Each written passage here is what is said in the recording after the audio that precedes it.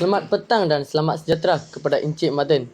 Hari ini saya akan mengendalikan satu soalan yang penting untuk anda membincangkan, iaitu isu yang semakin mendapat penting dalam kalangan kita.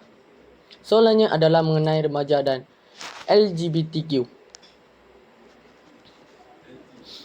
Okey, Encik Madan, bolehkah anda terangkan 3 kesan daripada aktiviti LGBTQ daripada diri individu dan masyarakat? Boleh. Terima kasih atas soalan itu.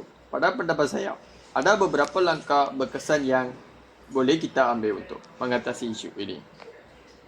Pertama, pendidikan awal di rumah dan sekolah.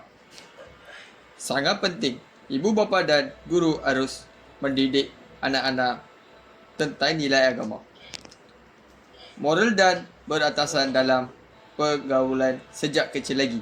Ini supaya mereka faham apa yang betul dan apa yang salah. Kedua itu, perlu meningkatkan program kaunseling dan sokongan emosi. Untuk remaja, mereka perlu ada tempat selamat untuk berkongsi masalah dan perasaan. Untuk remaja, mereka perlu ada tempat selamat untuk berkongsi masalah dan perasaan. Tanpa takut dihukum dengan adalah kaunseling dan terlatih, remaja boleh dibimbing ke arah positif.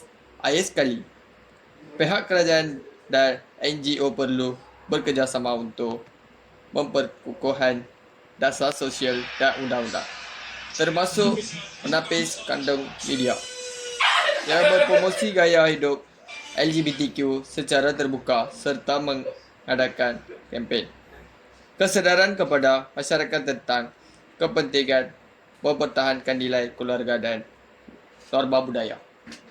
Terima kasih. Itu saja daripada kami. Sekian, terima kasih.